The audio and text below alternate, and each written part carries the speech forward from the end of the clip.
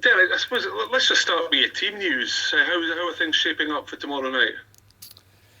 Yeah, fine. We've obviously we had one or two knocks from the weekend, and but hopeful they'll all be okay. And we've left obviously Ryan Edmondson, Sam Cosgrove, Mikey Devlin back. We're conscious as well with the squad that we had. We're only allowed 7 subs, and then we've been working with a squad at 22 really, and going through the games domestically the last few weeks.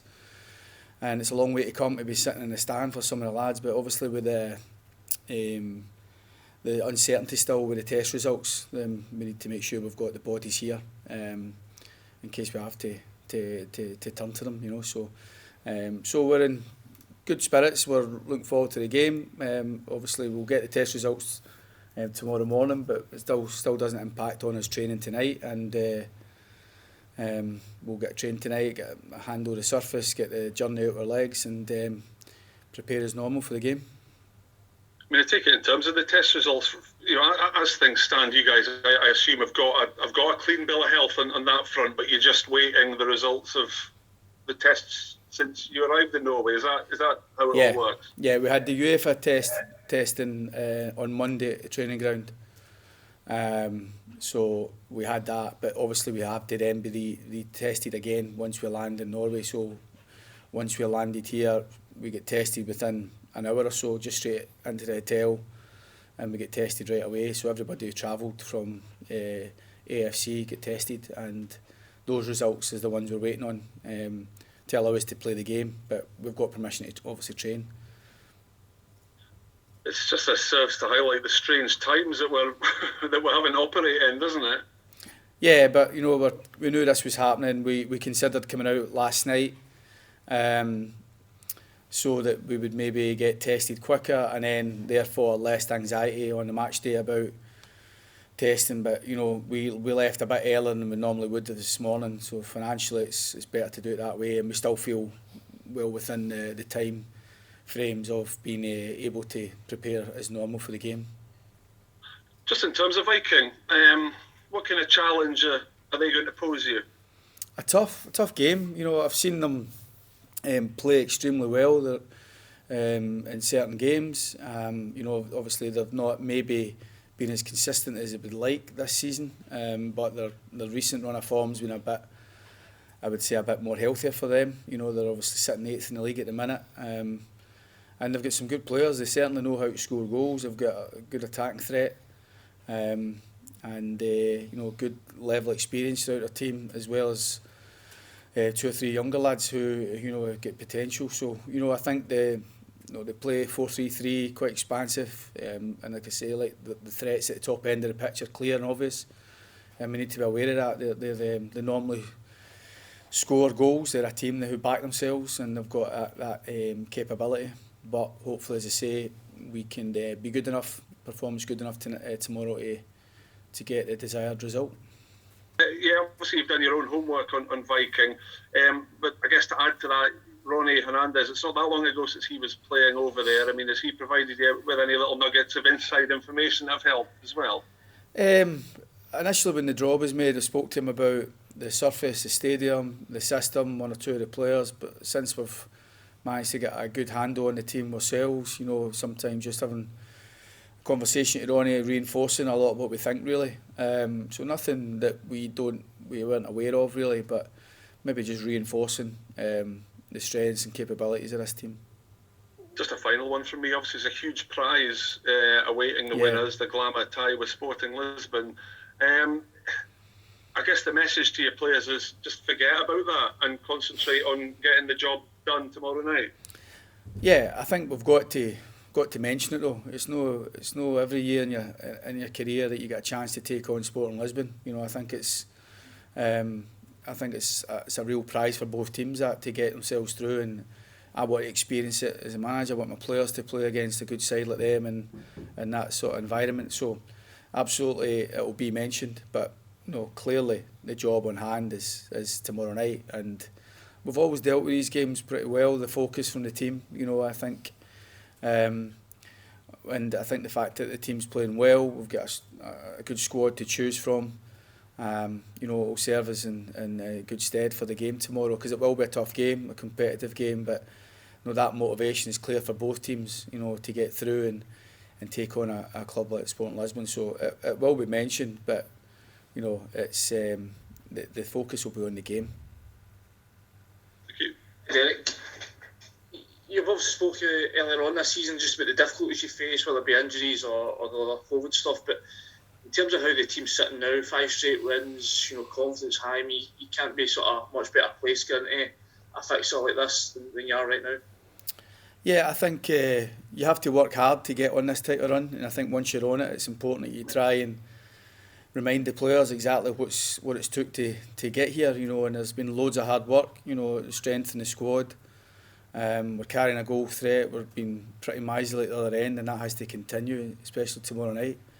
You know, having only conceded a couple of goals this season, so that's gave us a platform, and we know we've got good players to come back as well. So, and at the top end of the pitch, well, we've not had a regular goal scorer at number 9. I think even the performance of Marley Watkins has allowed others to contribute, you know, as well. So, you know, getting Curtis back up to speed and get the two boys at the top end of the pitch, I think will make us give us more options and give us maybe more added goal threat. But behind all of that, the run that we're on, there's no doubt that the players are working extremely hard. They've played with a point to prove. They've obviously missed their football, and now we've managed to get a bit of strength in the legs, a bit of rhythm.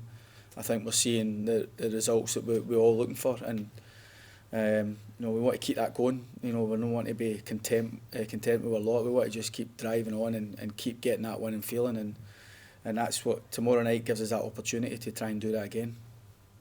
You must be really pleased with the sort of strength of character the boys have shown. I suppose when you've had the difficulties you've had, it'd be easy to use as an excuse and, you know, feel sorry for yourself. But the boys, they've went the other way. They've used it as, you know, fuel to sort of light their fire, and, you know, they're going from strength to strength.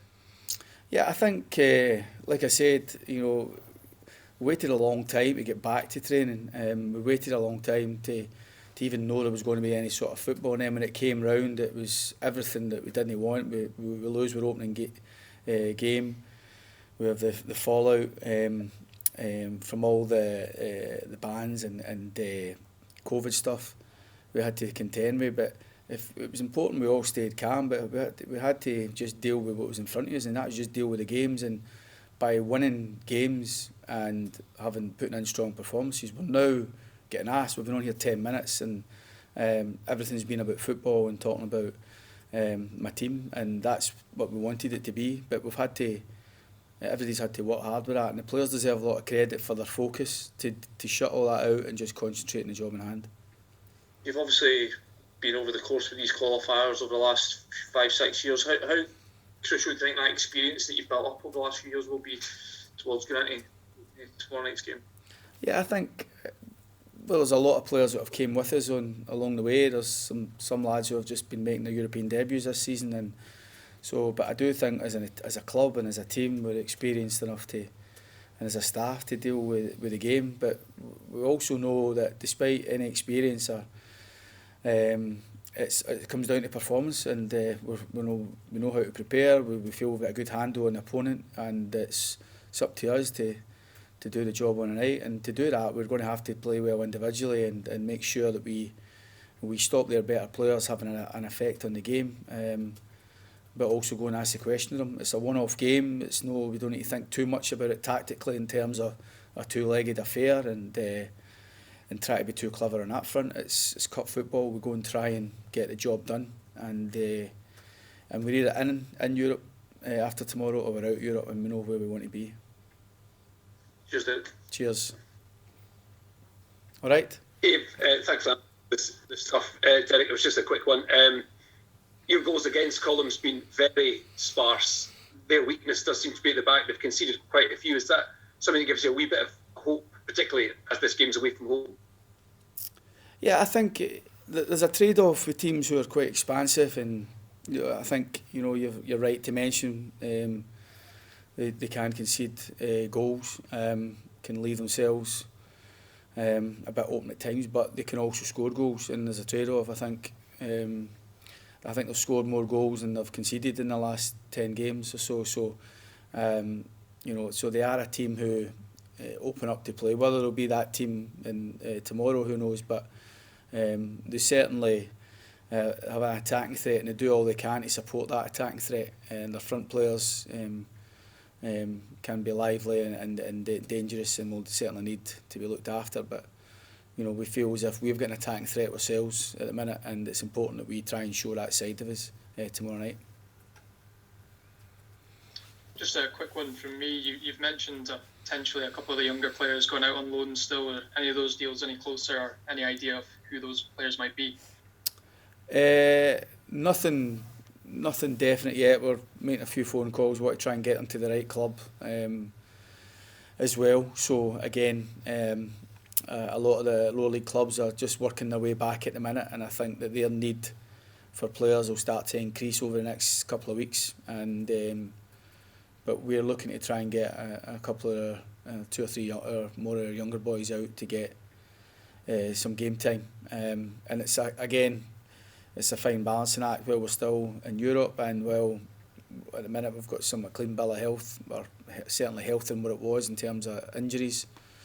All these things have got to be right for us before we let anybody out to get the games. But we see the benefit of getting some of the younger lads the yards, doing their time, and getting out there into the real world and playing football. Because obviously domestically this season, the Development League it's going to be impacted, and how many teams are going to be there, and the fixtures just might not be there for a lot of our lads. So there's an added incentive from our point of view to go and get them playing football. There's some boys at our club at the minute who have been training now for best part of 3 months and not played a proper game of football yet, other than bounce games at training. So we're aware of that as well, and we need to look after their development.